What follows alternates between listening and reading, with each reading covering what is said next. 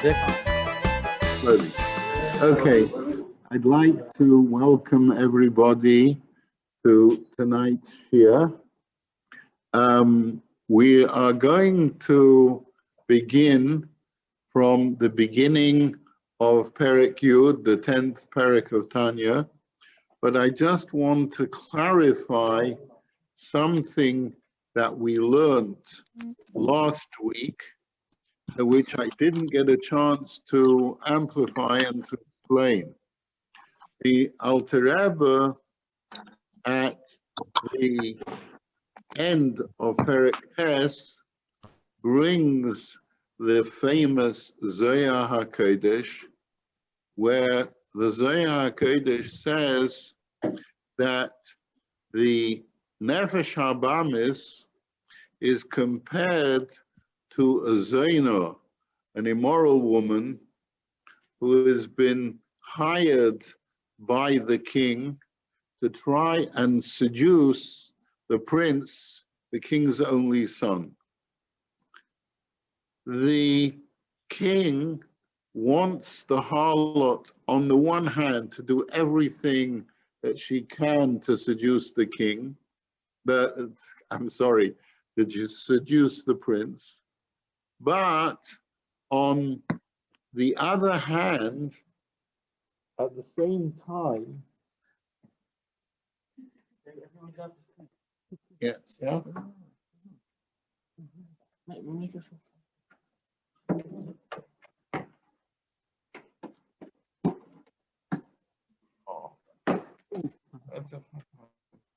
But at the same time, the king wants the harlot to be unsuccessful.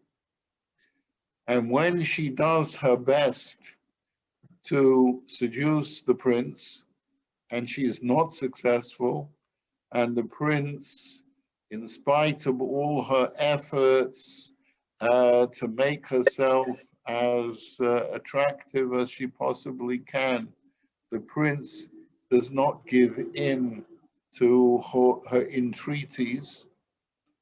This causes the father to have the most unbelievable pleasure. And the Zohar HaKodesh says that the Nefesh HaBamis, our animal soul, is this harlot who has been hired by our Father in heaven, by the Eibishter, by the one above, to try and seduce us. And the Eibishter wants that we should be strong enough to be able to resist all the temptations of the Nefesh HaBamis, and then the king can give us the ultimate reward, which can only come as a result of our being successful in this battle.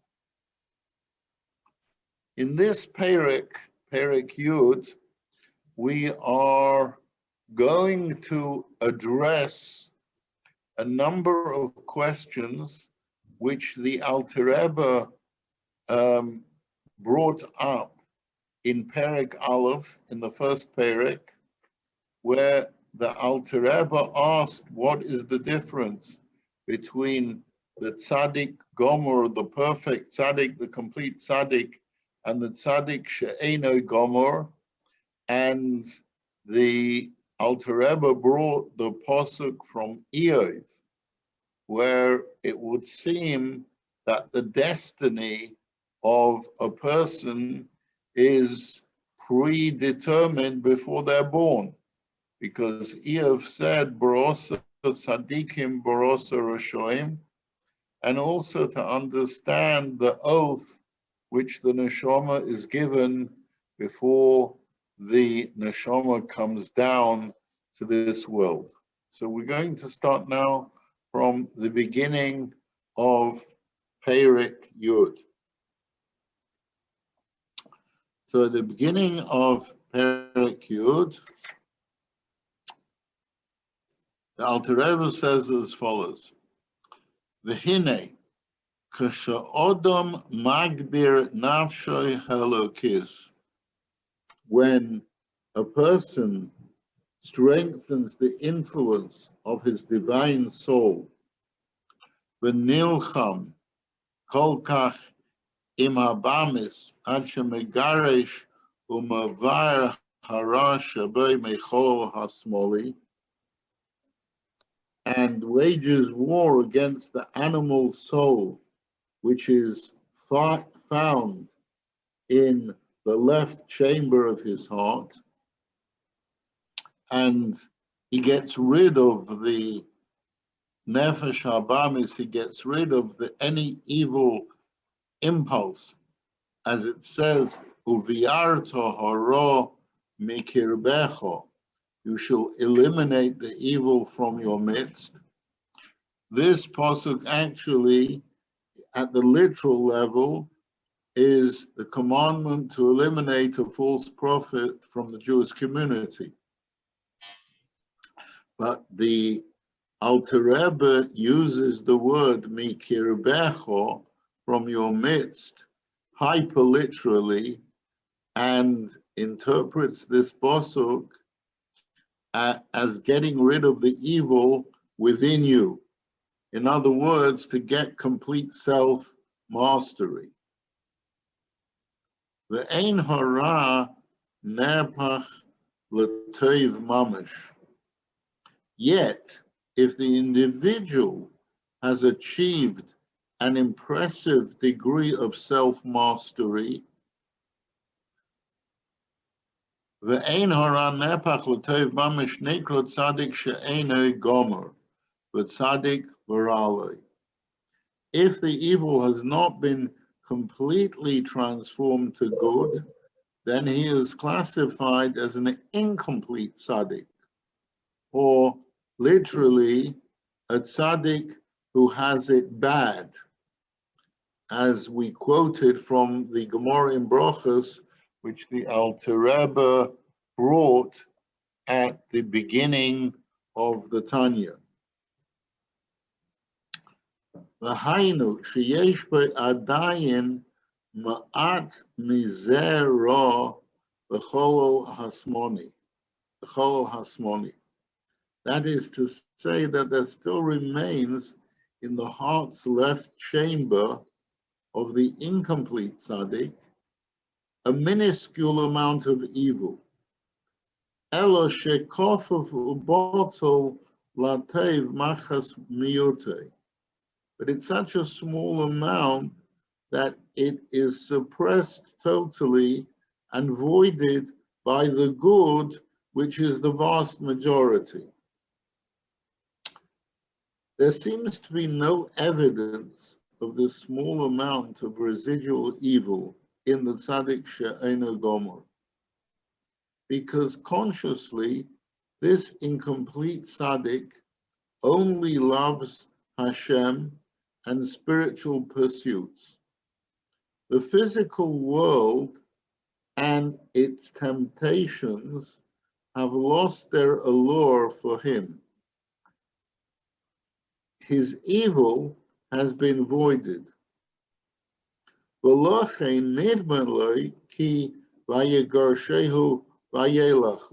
that is why he imagines that he has driven it away and it's gone from him. He's got rid of the nefesh habamis completely. Aval be'emes ilu cholaf v'holach lo legamri kol harashabei. But in truth, if his evil had been entirely eradicated and departed, it would have been transformed into good. It would have been totally converted to goodness.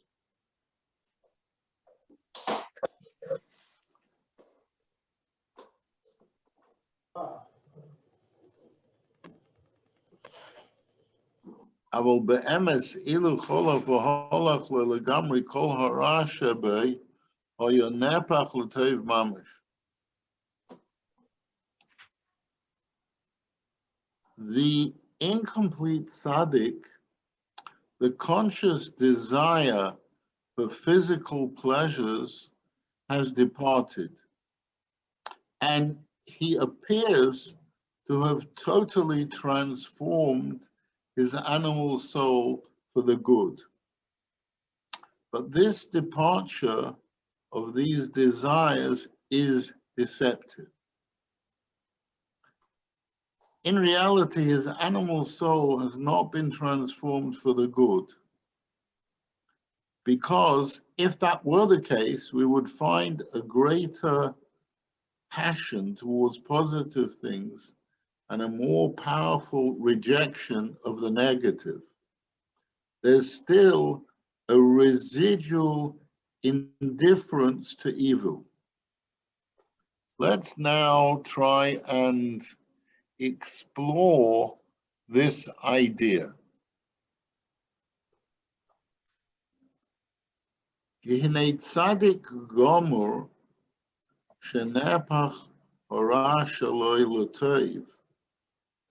A tzaddik gomer, a perfect tzaddik, a complete tzaddik, whose evil has been transformed to good, v'lochen nikro tzaddik v'toivloi, which is the reason that he is referred to as a tzaddik who has it good. Hine al yedei hasoras habgodim hatzoyim legamre mehora, through completely removing his evil, the soiled garments,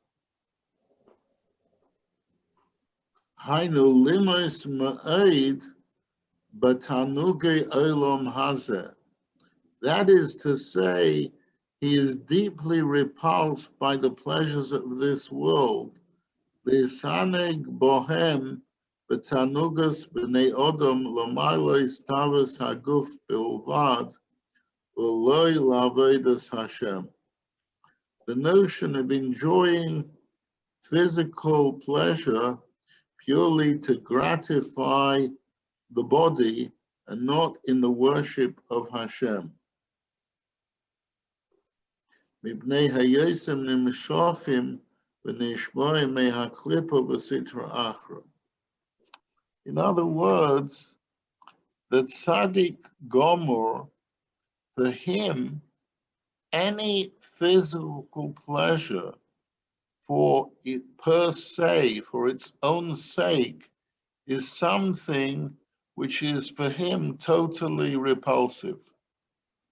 The tzaddik she'eino gomer, by contrast, the rejection, the repulsion of anything which is evil is not total. And that tells us that his love for Hashem is also not total.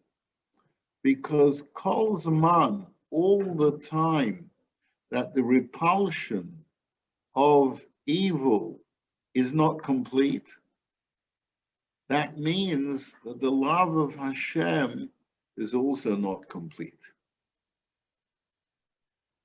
Here lies the core difference between the tzaddik gomer, the perfect tzaddik, and the tzaddik she'eino gomer. If the begodim hatzoyim, if the dirty garments, i.e. the attraction towards evil, has not been totally eradicated, there's still a part of him which yearns for physical pleasure, for physical gratification for its own sake, then he is not yet a tzaddik gomer. He hasn't got there yet. Is that clear? Yeah, that's clear. Probably, I guess for the most of the audience, the difference between tzaddik gomer and tzaddik not gomer is much more applicable than to myself, because all those sort of things, they're so far from a normal, I mean, from a regular average human being that it looks like very distant and quite, virtual, quite impossible goals to be achieved.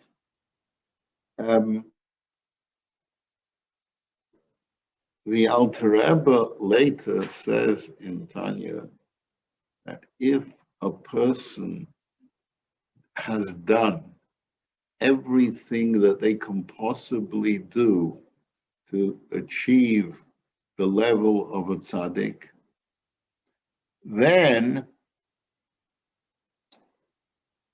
Hashem gives them a tosfos neshama, an extra neshama, and this extra neshama allows them to go up to the level of a tzaddik gomer. But there's a lot of work to do on our part getting this very special present.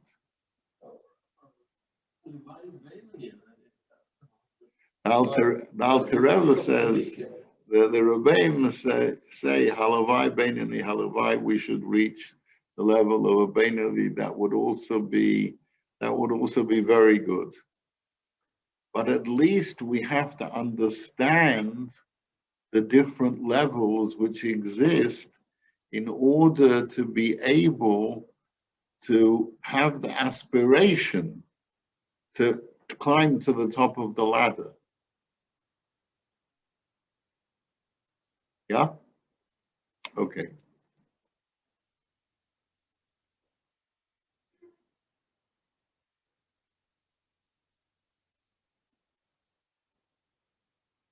Ein limes beid betanuge elom hazel isane bom betanugas bnei odom lomalos tavas haguf bilvad v'loy la'avodas Hashem bnei hayesem nemishochim v'nishboim mehaklipo v'sidra achra. And the complete tzaddik completely and utterly detests anything that is from the Sitra Achra, due to his profound love for Hashem and his holiness. V'avo rabo b'tanugim v'chibo yisera haniskoim la'el, with an exceptional love that is great and pleasurable, as mentioned above. So the question is this: why must the complete tzaddik detest the klippa and the sitra achra? So now the Alter Rebbe comes to address that question. Ki heim zeh l'umas zeh. HaKadosh Baruch Hu has made one opposite the other. There is no neutrality in the spiritual world. There's no neutral zone. If you really love Hashem, then you will spurn and you will detest anything which is the opposite of Ratzon Hashem. If you do not totally spurn and detest anything which is the opposite of his Ratzon, that means your love of Hashem is not yet complete. You're still not a tzaddik gomer.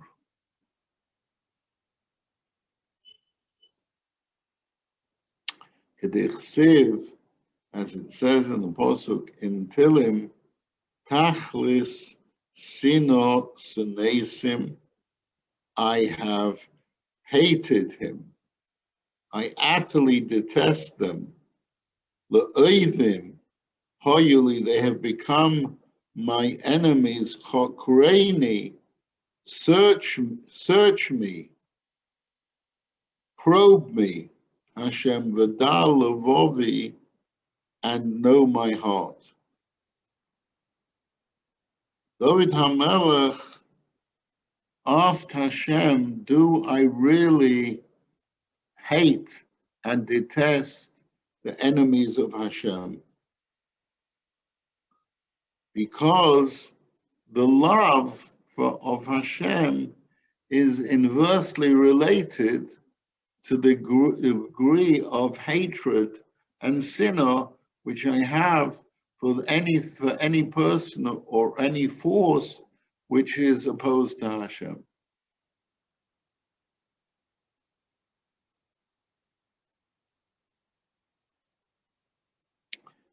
וכפי ערך גדול האהבה להשם, כך ערך גדול השנאה לסטרא אחרא והמיאוס ברא בתכלס.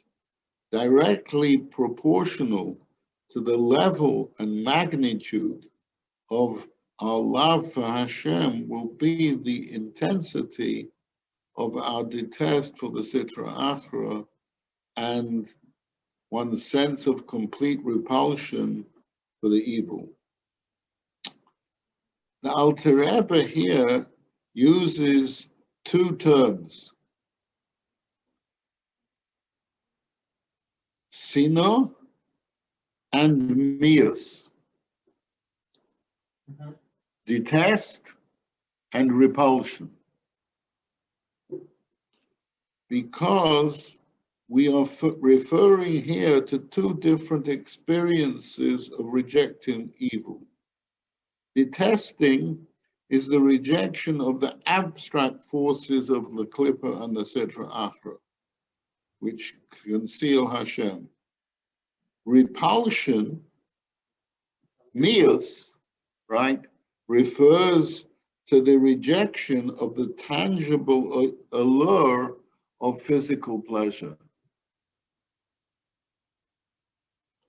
Ki hamius uhepech ha'ava mamash k'mei hasino.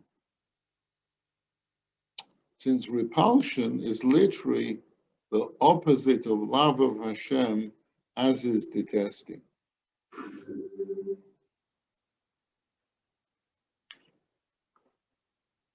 Let's take a simple example.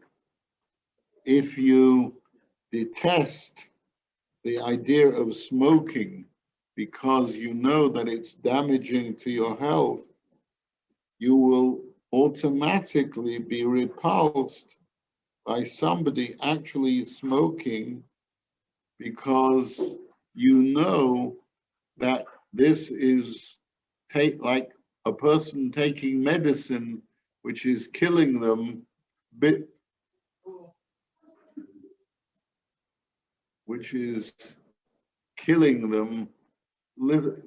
slowly, bit by bit. Okay, let's go on.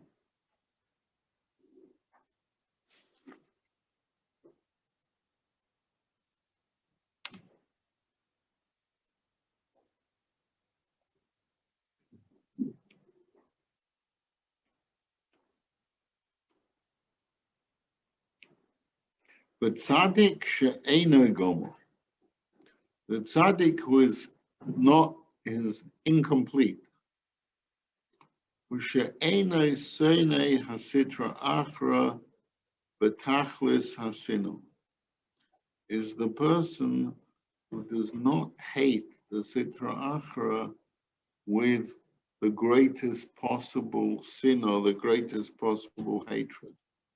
V'lochein eino meis gam kein bara betachlis, and therefore he doesn't detest the evil completely. He still has a degree of attraction for the physical pleasures of this world.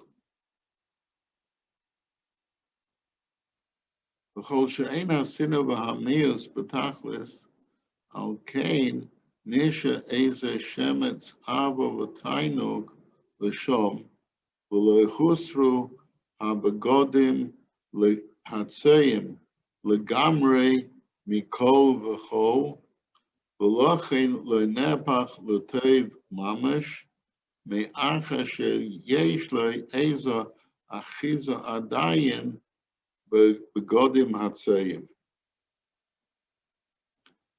So the Alter Rebbe says, so long as the loathing and the repulsion is not absolute, there must necessarily remain a trace of love and evil for the Sitra Achra. Meaning that the soiled garments, his attachment to the physical pleasures, have not been completely and thoroughly discarded, which means that the animal soul has not been completely transformed to good, since it still has some attachment to the soiled garments.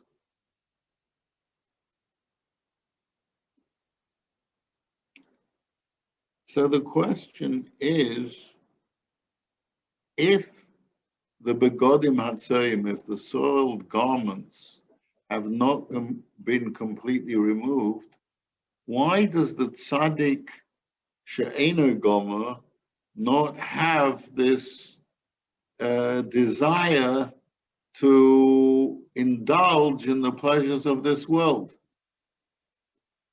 Because we're saying that the nefesh habamis has not been totally transformed. Probably, as the Dolev can only put it, it has a sort of regime of that very desire. Okay, let's see what Alter Rebbe says. Elo shehu botzel b'miutei ukoloi choshev. Only with the incomplete tzaddik, that residual attachment to gratification is devoid of influence and effectively absent due to its insignificant presence. V'lochein nikro tzaddik v'ra, and therefore he is called a person who's a tzaddik whose evil is suppressed by the good and voided for him. In other words, the evil, the attraction to the Sitra Achra is so minute that it doesn't actually exert any influence on him at all. It's there, but it doesn't pull him away from Hashem.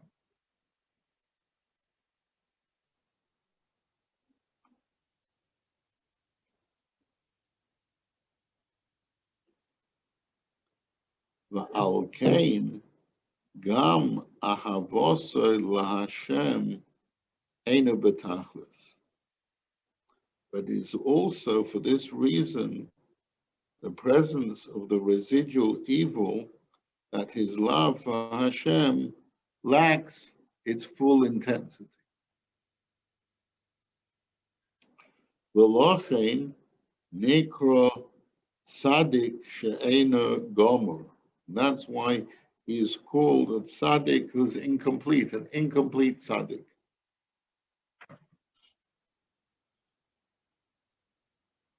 It would seem incorrect to call incomplete somebody who's totally neutralized his desire for physical pleasure. Practically speaking, this person has completely mastered his darker side, which no longer troubles him. The Tanya therefore explains that the term incomplete refers not to his status as a tzaddik, but to the intensity of his love for Hashem. He has enough love for Hashem to achieve complete self-mastery to be a tzaddik. It's just that he could have more love for Hashem. The love for Hashem is still not complete.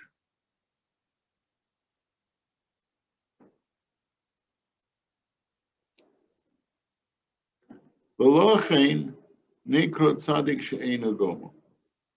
V'hine madrega zu mischalekes lervoves madregas v'inyan v'chinas miut hora anisha me'achas me'arba yesedes haroim. This status of the incomplete tzaddik is subdivided into tens of thousands of levels, depending on the precise nature, qualitatively and quantitatively, of the minuscule evil that remains in him.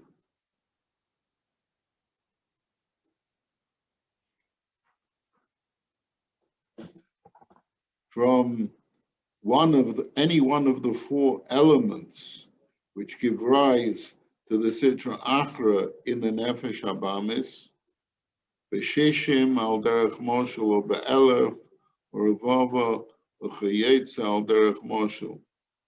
For example, dilution by 60 or 1,000 or 10,000. It's interesting that the Alter Rebbe mentions these three numbers. Why does he mention these three numbers?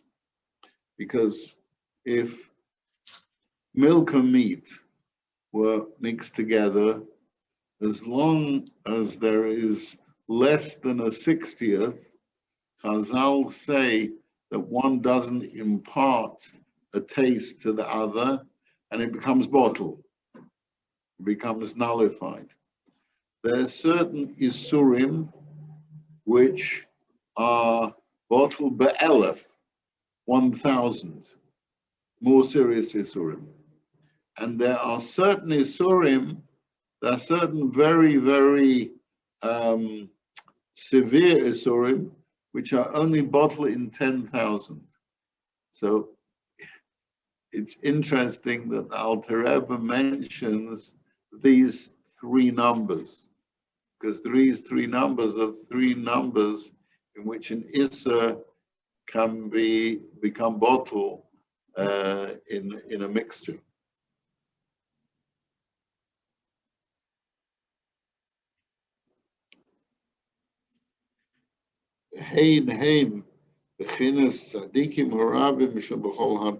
The various level of incomplete tzaddikim account for the many tzaddikim found throughout the generations. In the Isa Gemara, as it says in the Gemara, Tamnesa alfei tzaddiki kaime kame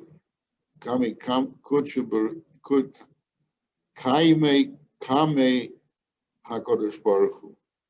18,000 tzaddikim stand before HaKadosh Baruch Hu.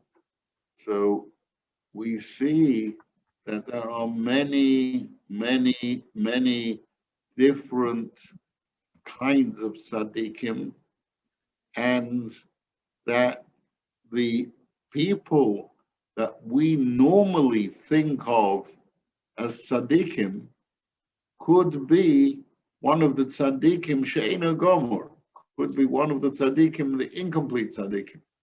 Because as we're going to learn in a moment, the tzaddik gomor is a very, very, very elevated state which only applies to one or two people in each generation.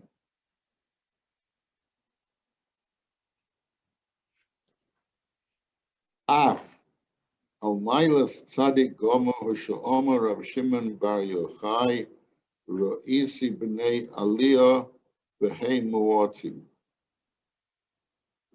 Rav Shimon Bar Yochai in the Zohar says that I have seen the B'nei Aliyah, the elevated men, Mu'atim Heim. They are few.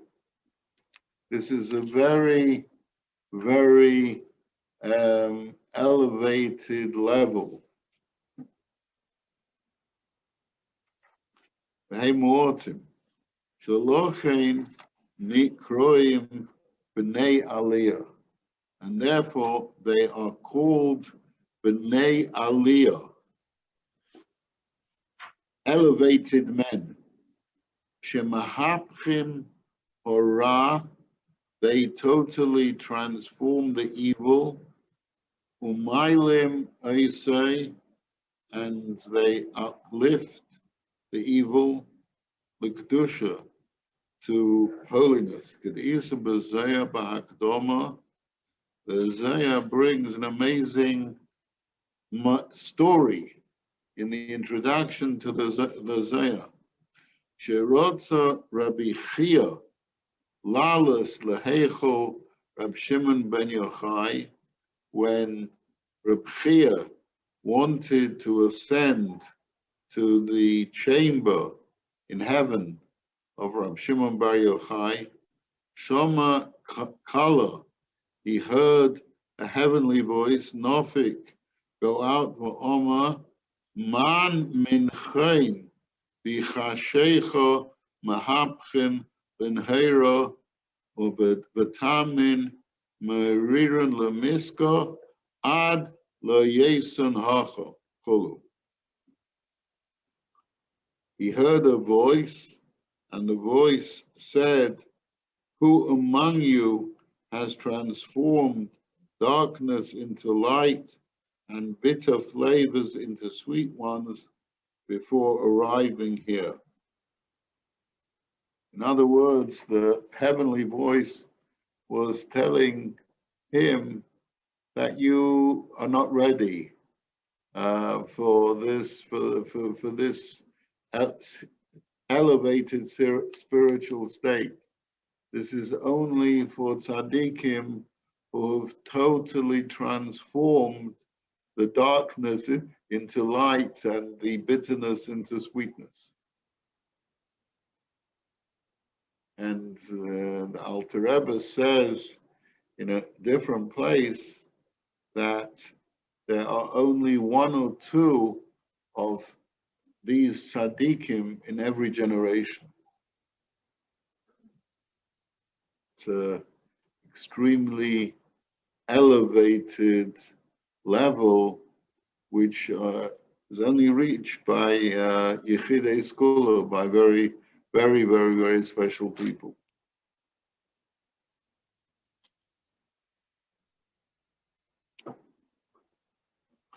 V'eid nikroim b'nei aliyah mipnei shegam avedosam b'bchinas v'asei teiv v'kiyum ha'torah mitzvoseho hu l'tzerech gavaya u'maylo ad rum ha'maylos. He says there's another reason that these tzaddikim are called B'nai Aliyah, elevated men. Because in addition to their transformation of negativity, even their positive activities of Torah mitzvahs are devoted exclusively to Hashem, and higher to the greatest heights.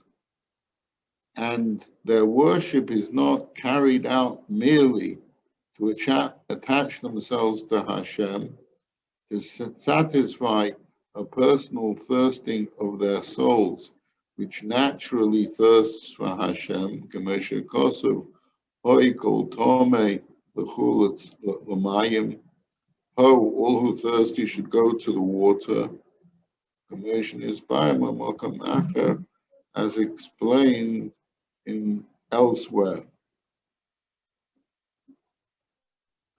In other words, their Torah mitzvahs is not for themselves, it's for Hashem. There's no self at all in their learning of Torah and fulfillment of mitzvahs.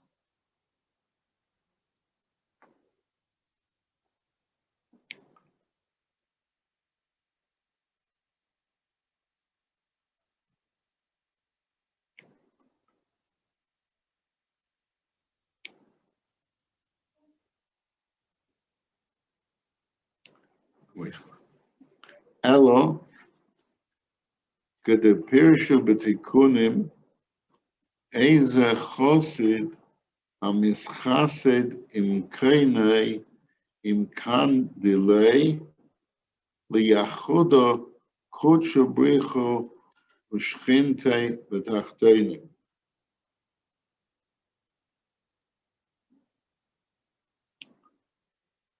Rather, as explained in the Tikkunei Zohar, with its comment on who is the pious one, a person who acts kindly with his creator. The complete tzaddik acts only for Hashem. All his kindness is an act of worship and not self-serving at all in any way. In kan delay, explaining this teaching, the Tikkunei Zohar, that the term here used for the creator resembles the word nest. The Tikkunei Zohar explains that the pious one is one who acts kindly with his nest, which is the Shekhinah, which is a metaphor for the Shekhinah.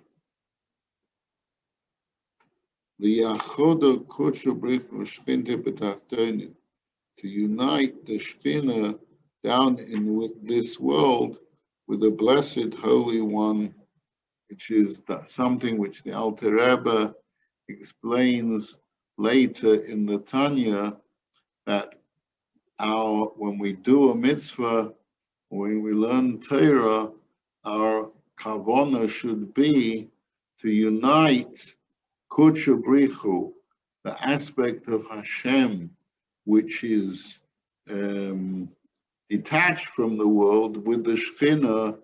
The Shekhinah is the mocker of the source of the Neshamas Yisrael, of all the souls of the entire Jewish people. So the Alter Rebbe is saying here that the tzaddik, whatever he does, learning Torah and doing mitzvahs, is only with this in mind, to bring about this yichud, this oneness, this unity between Kudshu Brichu, between that aspect of Hashem which is detached, with the Shekhinah, which is the divine presence which rests in the neshama and in the world.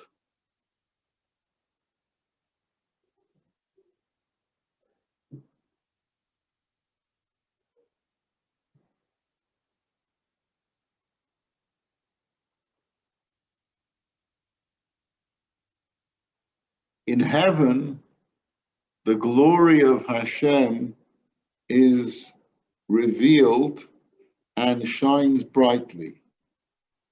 But here on earth, it is eclipsed. The point of our good deeds and worship on this earth is to make God's heavenly presence manifest here too. The Kabbalists refer to this as uniting the Shekhinah with the Blessed Holy One. And it is to this goal that the complete tzaddik devotes himself exclusively. Clear? Yeah?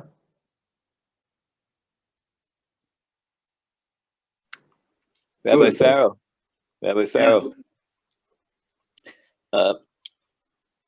The rabbi just said that the tzaddik develops himself totally. But at some point, it's very difficult to become a tzaddik. You need a Rebbe to guide you, because it can be like being in a maze.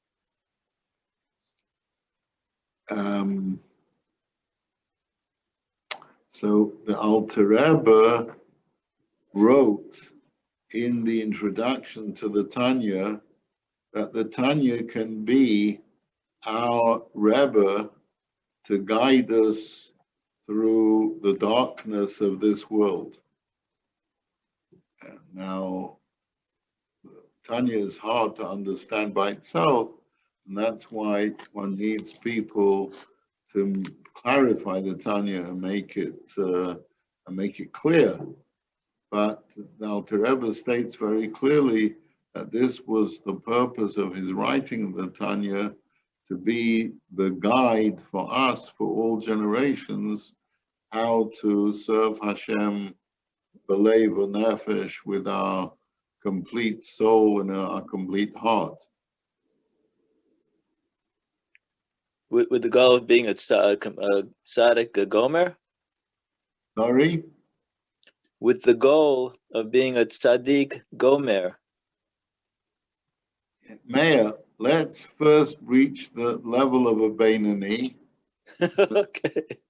And then once we're there, we'll worry about becoming tzaddik. I studied for a few months in the Lubavitch Yeshiva in Brunois, a little village about 25 miles outside Paris. And the spiritual head of the yeshiva was Rabbi Nissen Nemenov, who was one of the famous Chassidim of the previous Rebbe. And he used to daven he used to get up very, very early in the morning, and he used to learn Chassidus for a few hours, and then he would daven for at least 3 to 4 hours every single day, and on Shabbos even longer. And the Frierdiker Rebbe said about him that when he davens, at the height of the peak of his davening, he achieves the level of a Beinani of the Tanya.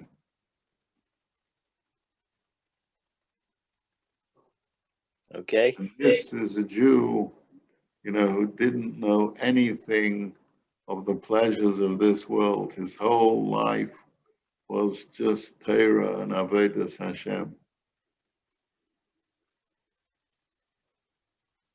So, Meir, let's focus our sights initially on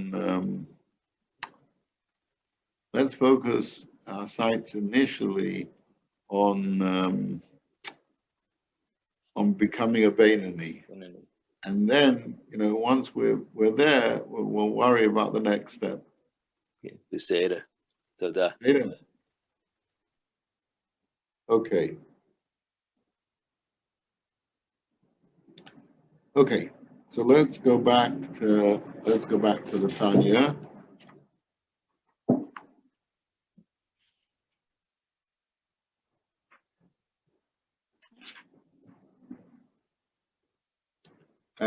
Commercial cost of Barayim Hemna, Pasha State say Kaboro, Dishtado, Bosa Avui V'imei, Derachim Loin, Yoser Migarme, V'nafshe, V'ruche, V'nishmose. Like a son who exerts himself for his father and mother, whom he loves more than himself, more than his own nefesh, ruach, and neshama. And everything of his own he considers as worthless, existing only to carry out the will of his mother and father. Umosar garme lemisa alayhu lemifra koin. And he is prepared to die for them, to redeem them from captivity.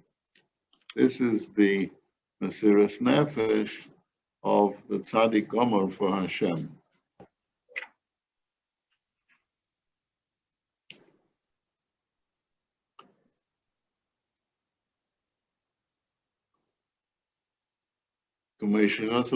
ושניהם אלה בקונה אחד, על ידי הבירורים שמבררים מנגע מעלים מים נוקבים ונעשים ייחודים עליינים להירד Mayim Dechurim.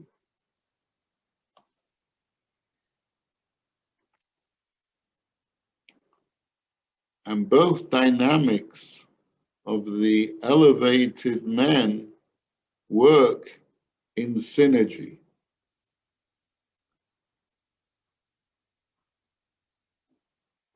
At the core of Torah is the reciprocal relationship between humans and Hashem. Humans make the effort to worship Hashem, and Hashem showers his blessings and manifesting his presence accordingly. The Kabbalah refers to the spiritual energy generated by human effort as elevating feminine waters, and the response from Hashem as drawing down masculine waters.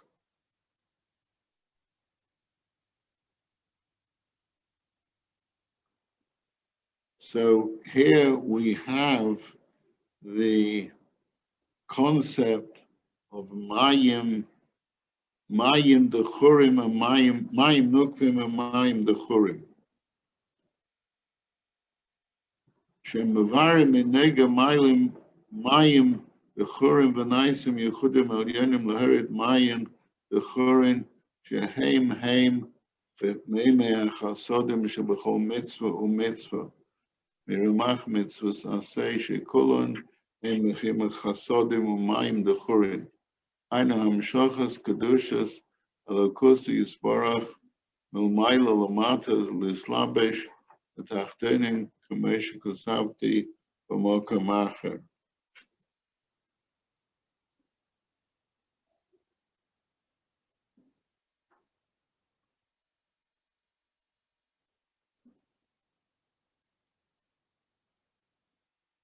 The Alter Rebbe is explaining that in every mitzvah that we do, there is our approach to Hashem. That's the Mayim Nukvim, the feminine waters, and the Mayim Dechurim, and the masculine waters, the, so to speak, the response from Hashem. A mitzvah is considered a kindness on the part of Hashem, since through the mitzvah, heavenly energy flows into this world. It's called waters of kindness, since water expels the clippers, which can only ground themselves through judgment and gevurah. This is the phenomenon of masculine waters that we have explained. All of the mitzvahs are expressions of kindness and masculine waters, in that they cause heavenly, godly energy to be manifest below and become dressed in the lowly substance of this world. This, however, leaves us with a question.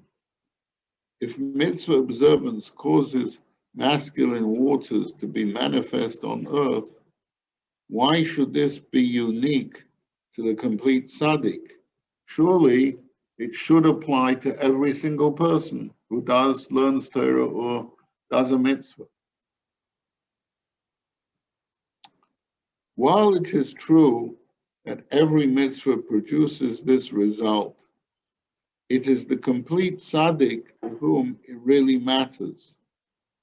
Even if an ordinary person is aware of the spiritual result of his mitzvah, that heavenly energy will be manifest on earth. It probably won't be overwhelmingly important to him.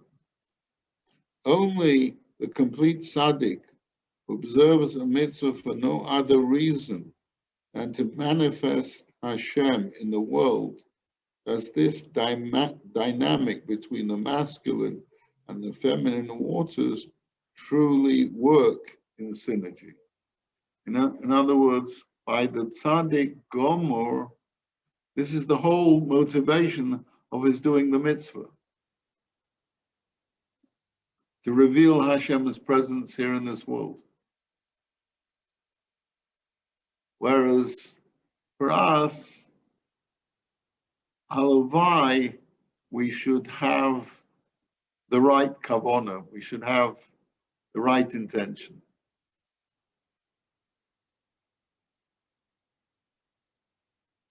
To be continued in Emir Hashem next Sunday with Hashem's help.